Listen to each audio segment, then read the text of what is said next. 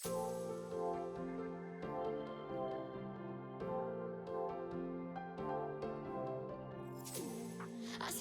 Friends, അടുത്തൊരു വീഡിയോയിലേക്ക് വീണ്ടും ഏവർക്കും സ്വാഗതം. നമ്മളിന്ന് അങ്ങനെ ജമ്മുവിലേക്കാണ് എത്തിയിരിക്കുന്നത്. ജമ്മുവിൽ അതിർത്തിയിൽ കടക്കുമ്പോൾ തന്നെ നമുക്ക് വലിയ ജമ്മു ആൻഡ് കാശ്മീർ എന്ന് എഴുതിയിട്ടുള്ള ഒരു ടോൾ ബൂത്തും എല്ലാം കാണാം. ജമ്മു ഈ അതിർത്തിയിൽ കടന്നപ്പോൾ തന്നെ നമ്മുടെ പ്രീപെയ്ഡ് മൊബൈൽ കണക്ഷൻ കട്ടായി. ഇനി ഇവിടെ നിന്ന് അങ്ങോട്ട് പോസ്റ്റ് പെയ്ഡാണ് ഉപയോഗിക്കാൻ പറ്റുള്ളൂ. ഞാൻ ഒരു ജിയോൻ്റെ സിം കരുതിയിട്ടുണ്ടായിരുന്നു പോസ്റ്റ് പെയ്ഡിൻ്റെ, അതുകൊണ്ട് കുഴപ്പമുണ്ടായിരുന്നില്ല. ഇന്ന് രാവിലെ പഗ്വാരയിൽ നിന്ന് പത്താൻകോട്ട് വഴി ജമ്മു, കട്ര, അതുപോലെ തന്നെ ഉധംപൂർ, അതുപോലെ തന്നെ പാനിട്ടോപ്പിലുള്ള ഡോക്ടർ ശ്യാമപ്രസാദ് മുഖർജി ടണൽ വഴി ബാനിഹാളിൽ നിന്ന് ശ്രീനഗർ അവിടേക്കാണ് ലക്ഷ്യം വയ്ക്കുന്നത്. മഴ വളരെയധികം പ്രശ്നങ്ങൾ ഉള്ളതുകൊണ്ട് എവിടെയാണോ സേഫ് അവിടെ തങ്ങണമെന്നാണ് മുൻകൂട്ടി തീരുമാനിക്കുന്നത്. പഞ്ചാബിലെ പത്താൻകോട്ടിൽ നിന്ന് ജമ്മുവിലേക്ക് 115 കിലോമീറ്റർ മാത്രമേ ദൂരമുള്ളൂ. പത്താൻകോട്ടിൽ നിന്ന് ജമ്മു NH44 കൂടെയാണ് നമ്മുടെ ഈ യാത്ര. ജമ്മുവിൽ നിന്ന് ഉധംപൂർ വരെ 65 കിലോമീറ്റർ മാത്രമേയുള്ളൂ ദൂരം. ജമ്മുവിൽ ഉധംപൂരിലേക്ക് 4 വരി പാതയാണ്. ഈ കാണുന്നത് പോലെ തന്നെ ഈ ടോൾ ബൂത്ത് കഴിഞ്ഞാൽ നമുക്ക് ടൂ വീലർകാർക്കൊക്കെ സൈഡിൽ കൂടെ നല്ല ഒരു വേ ഉണ്ടാക്കി തന്നിട്ടുണ്ട്. അതിൽ ഒരു കുഴപ്പമില്ലാതെ പോകാം. ഇല്ലെങ്കിൽ 4 വീലറൊക്കെ ആണെങ്കിൽ ഈ ഓൾ ഇന്ത്യ യാത്രയിൽ ഒരു 50,000 രൂപയെങ്കിലും ടോൾ കൊടുക്കേണ്ടി വന്നിരുന്നേനെ. അങ്ങനെ ജമ്മുവിൽ നിന്ന് ഉധംപൂർ വരെ 65 കിലോമീറ്റർ മാത്രമേ ദൂരമുള്ളൂ. ഈ ജമ്മുവിൽ നിന്ന് ഉധംപൂരിലേക്ക് പർവ്വത പ്രദേശങ്ങളിലൂടെയാണ് നമ്മൾ കൂടുതലായി കടന്നു പോകുന്നത്. അതുപോലെ തന്നെ പുതിയ തുരങ്കങ്ങൾ ഒക്കെയുള്ള ഹൈവേ ആണിത്. നിരവധി സൈനിക ആസ്ഥാനങ്ങളും സൈനിക സ്കൂളുകളും ഈ ഹൈവേയിൽ നിന്ന് നോക്കുമ്പോൾ പല സൈഡുകളിലും നമുക്ക് കാണാൻ സാധിക്കുന്നുണ്ട്. ജമ്മുവിൽ നിന്ന് കട്രയിലേക്ക് 43 കിലോമീറ്റർ മാത്രമേ ദൂരമുള്ളൂ.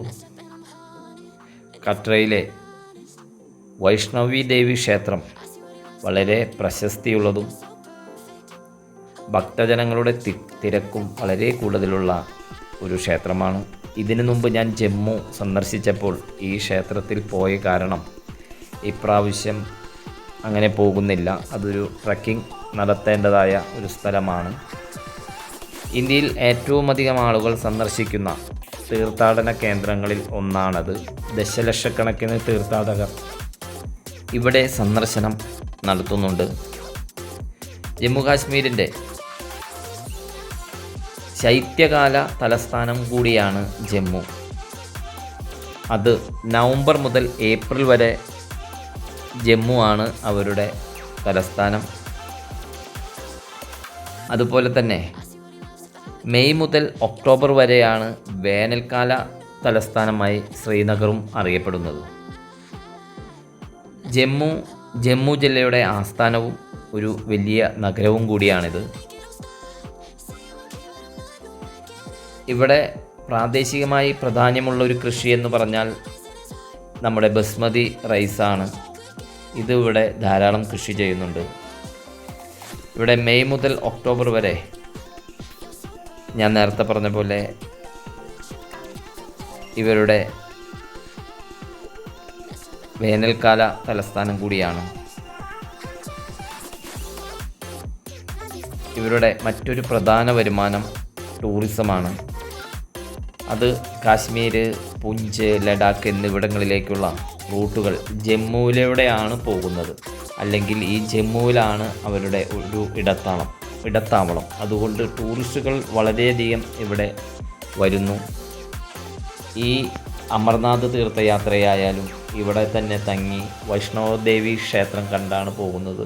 ഞാൻ ഇതിൽ മുമ്പ് അമർനാഥ് തീർത്ഥയാത്ര നടത്തിയപ്പോഴാണ് അന്ന് വൈഷ്ണവദേവി ക്ഷേത്രം കണ്ടത്. ഇപ്പോൾ അമർനാഥ് തീർത്ഥയാത്ര തുടങ്ങിയിരിക്കുന്ന സമയമായതിനാൽ വാഹനത്തിരക്കും കൂടുതലാണ്. അതുകൊണ്ട് ഹൈ സെക്യൂരിറ്റിയുമുണ്ട്. അത് CRPF ഉണ്ട്, ഇന്ത്യൻ മിലിറ്ററി ഉണ്ട്, അതുപോലെ തന്നെ പാരാമിലിറ്ററിയുടെ വിങ്ങുകളുണ്ട്, എല്ലാം തന്നെ കമാൻഡോസുകളുണ്ട്, എല്ലാം തന്നെ റൂട്ടിൽ വളരെയധികം സെക്യൂരിറ്റി ഉണ്ട്.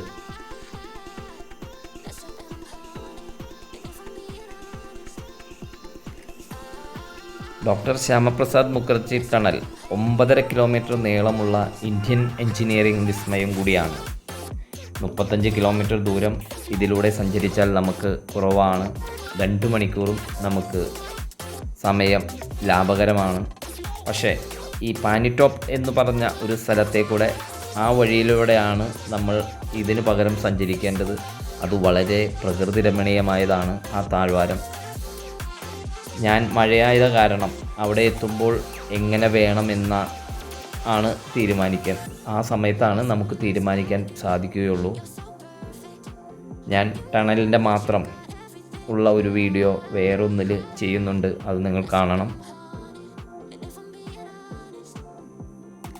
അങ്ങോട്ട് പോകുമ്പോൾ ഈ ടണലിലൂടെ പോയാലും തിരിച്ചു വരുമ്പോൾ ഈ പാനിറ്റോപ്പ് വഴി വരണമെന്നാണ് തീരുമാനിച്ചിരിക്കുന്നത്. ഈ അടുത്ത് തന്നെ പാനിറ്റോപ്പ് വഴി പോകുന്ന വാഹനങ്ങൾ തടഞ്ഞ് എല്ലാവരെയും ഈ ടണൽ കൂടെ വിടുവാനുള്ള ഒരു നീക്കം സർക്കാരിൻ്റെ ഭാഗത്തുനിന്ന് നടക്കുന്നുണ്ട്. അപ്പോൾ ഇന്ന് ഈ യാത്രയിൽ ഈ ജമ്മു കഴിഞ്ഞാൽ പ്രകൃതി രമണീയമായ സ്ഥലങ്ങളെല്ലാം കണ്ട് നമുക്ക് യാത്ര തുടരാം. ജമ്മു താവി നദിയുടെ തീരത്തായി സ്ഥിതി ചെയ്യുന്ന ഒരു ഹിമാലയൻ പർവ്വതനിരയിൽ സ്ഥിതി ചെയ്യുന്ന ഒരു ടൗൺ കൂടിയാണ്. ഈ സിറ്റി ഏറ്റവും ജനസംഖ്യയുള്ള ജമ്മുവിലെ ഒരു സ്ഥലം കൂടിയാണ്.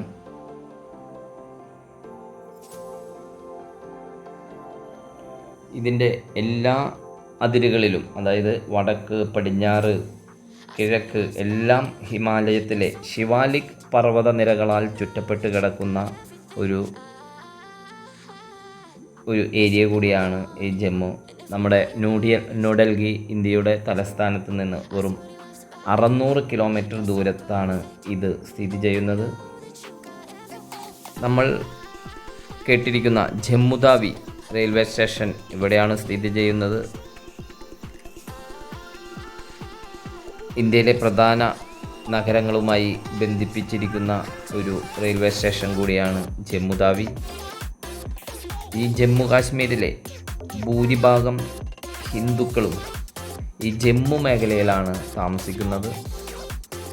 മുസ്ലിമുകൾ കൂടുതലായും ഈ കാശ്മീർ ഭാഗങ്ങളിലും താമസിച്ചു വരുന്നു.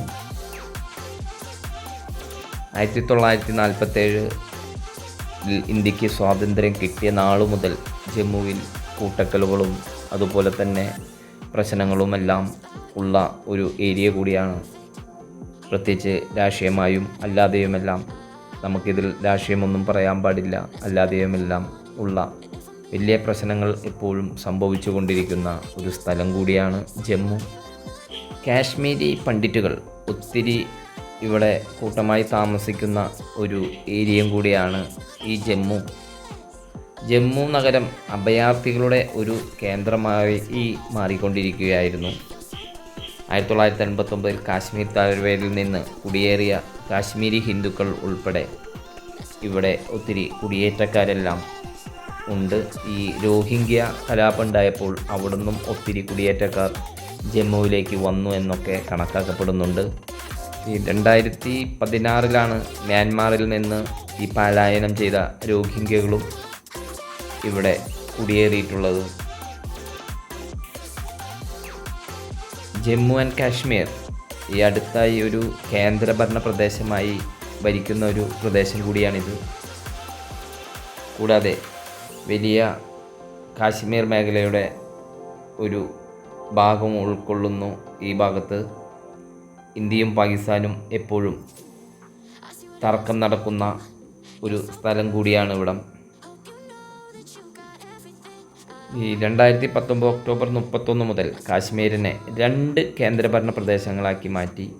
ഒന്ന് ജമ്മു കാശ്മീർ, മറ്റൊന്ന് ലഡാക്ക് എന്നിവയാണത്. നമുക്ക് ഈ പാതയിലൂടെ സഞ്ചരിക്കുമ്പോൾ വളരെ പ്രകൃതി രമണീയമായ ഒരു സ്ഥലമാണ്. അടിയിലൂടെ വലിയ ഒരു നദിയാണ് പോകുന്നത്. ഈ ചെന്ന് കയറുന്നത് നമ്മുടെ കേരളത്തിലുള്ള കുതിരാൻ തുരങ്കം പോലെയുള്ള ഒരു തുരങ്കത്തിലേക്കാണ് നമ്മൾ ഈ ചെന്ന് കയറുന്നത്. അകലെ നിന്ന് നോക്കിയാൽ തന്നെ ഇത് നമുക്ക് ദൃശ്യമാകും. ഇങ്ങനത്തെ വലുതും ചെറുതുമായ അനേകം ടണലുകൾ ഇവിടെ നിർമ്മിച്ചിട്ടുണ്ട്. ഇതാണ് അതിലെ ഒരു ടണൽ. കുറച്ച് ദൂരമേ ഉള്ളൂ. ഇത് കഴിഞ്ഞാൽ കുറച്ച് ദൂരം ഓടിയാൽ അടുത്ത ടണൽ വീണ്ടും പ്രത്യക്ഷമാവും. അങ്ങനെ ടണലുകൾ ഒത്തിരിയുള്ള ഒരു പ്രദേശം കൂടിയാണ് ഇവിടം. ഇന്ത്യൻ ഭരണഘടനയുടെ ആർട്ടിക്കിൾ 35A പ്രകാരം ഇവിടെ ഒരു പ്രത്യേകത കൂടിയുണ്ട്. മറ്റ് സംസ്ഥാനങ്ങളിൽ നിന്നുള്ള ഇന്ത്യൻ പൗരന്മാർക്ക് ജമ്മു കാശ്മീരിൽ ഭൂമിയോ വസ്തുവകകളോ വാങ്ങാൻ അനുവാദമില്ല. മറ്റൊരു പ്രത്യേകത, ഹിന്ദു ഭൂരിപക്ഷം ജമ്മു മേഖലയിലും മുസ്ലിം ഭൂരിപക്ഷമുള്ളവർ കാശ്മീർ താഴ്വാരത്തിലും ബുദ്ധമതക്കാരുടെ ആധിപത്യമുള്ള ഭാഗമാണ് ലഡാക്കും. അടുത്ത ടണലിലേക്ക് നമ്മൾ പ്രവേശിച്ചു. ഇങ്ങനെയുള്ള ഇഷ്ടംപോലെ ടണലിൽ കൂടെയാണ് നമ്മൾ സഞ്ചരിച്ചുകൊണ്ടിരിക്കുന്നത്.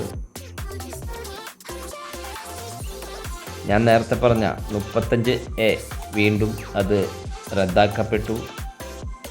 പിന്നീട് അത് പുനഃസംഘടന ചെയ്ത് 2019 ഒക്ടോബർ 31 മുതൽ അത് പ്രാബല്യത്തിൽ വന്നു. ഇതിന് എതിർക്കുന്നവരും ഇതിന് അനുകൂലിക്കുന്നവരും ഒത്തിരി പേർ ഇവിടെയുണ്ട്.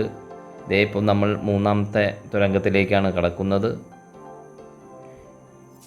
ഇവിടുത്തെ കാര്യങ്ങളെല്ലാം നമ്മുടെ ബാക്കിയുള്ള ഇന്ത്യൻ സംസ്ഥാനത്തിലും വിഭിന്നമായ പല കാര്യങ്ങളാണ് ഇവിടെ നടന്നുകൊണ്ടിരിക്കുന്നത്.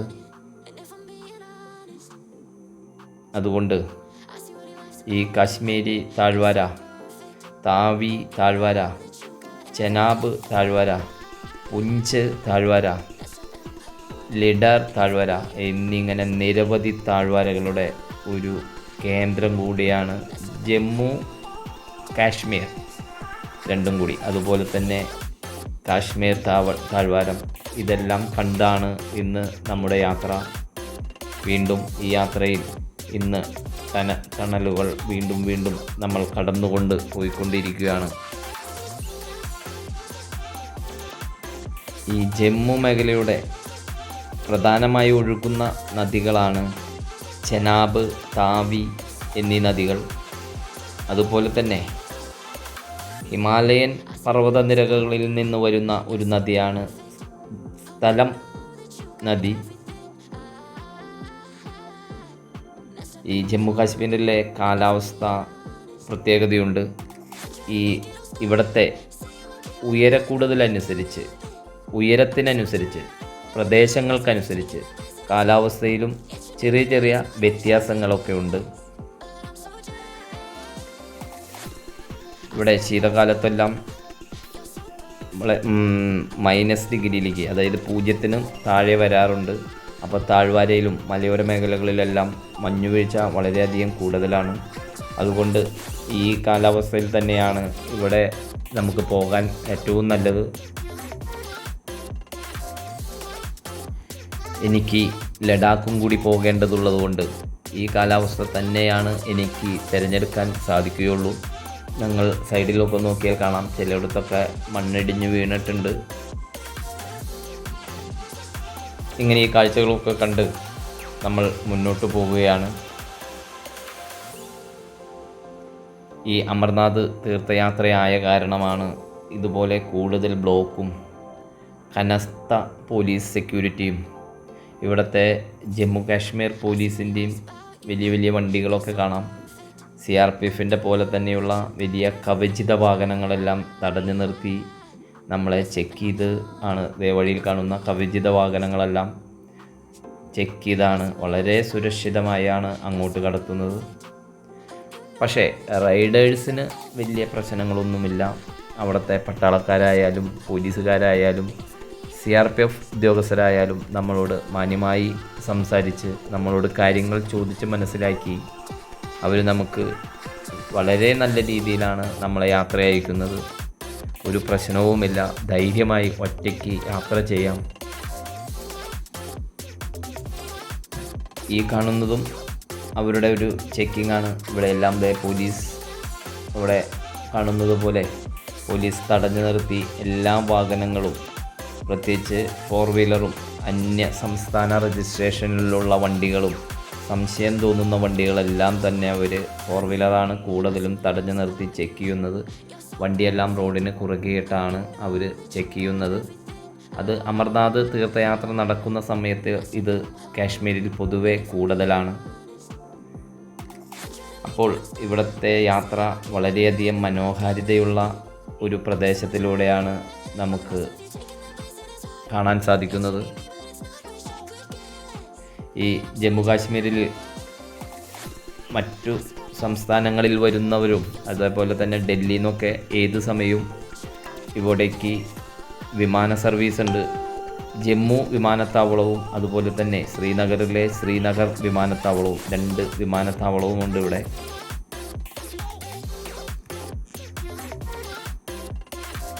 നമ്മളെല്ലാം അടുത്ത കാലത്ത് പത്രമാധ്യമങ്ങളിലെല്ലാം കണ്ട നിർമ്മാണത്തിലിരിക്കുന്ന ജമ്മു ബാരാമുള്ള പാത ഇപ്പോൾ പണി നടക്കുന്നുണ്ട്. അതോടുകൂടി ജമ്മുവിൽ നിന്ന് കാശ്മീരിലേക്ക് ഒരു പാത വരുന്നുണ്ട്. അത് വളരെയധികം പ്രകൃതി രമണീയമായ ഒരു ഏരിയയിലൂടെയാണ് അത് കടന്നു പോകുന്നത്.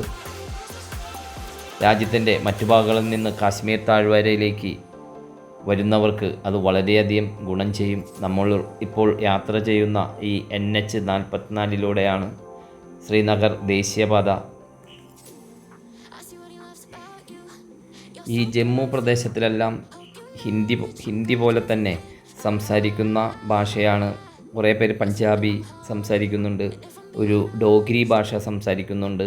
എന്നാൽ കാശ്മീർ താഴ്വരയിൽ അതേപോലെ ചെനാബ് താഴ്വരയിലെല്ലാം സംസാരിക്കുന്നത് ഒരു കാശ്മീരി ഭാഷയാണ്. അപ്പോൾ വ്യത്യസ്തമായ രീതിയിലൂടെയാണ്, വ്യത്യസ്തമായ ഡ്രസ് വിധാനത്തിലൂടെയൊക്കെയാണ് ഇവിടുത്തെ ജനങ്ങൾ, പർവ്വതനിരകളിൽ താമസിക്കുന്നവരൊക്കെ.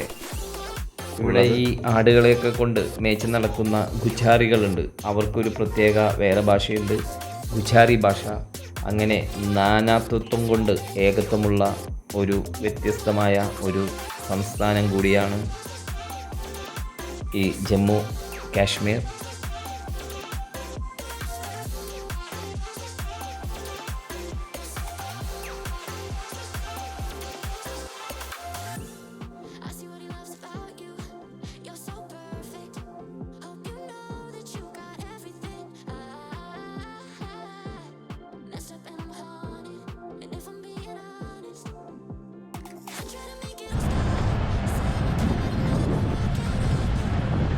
ശ്രീനഗർ പോകുന്ന വഴിക്ക്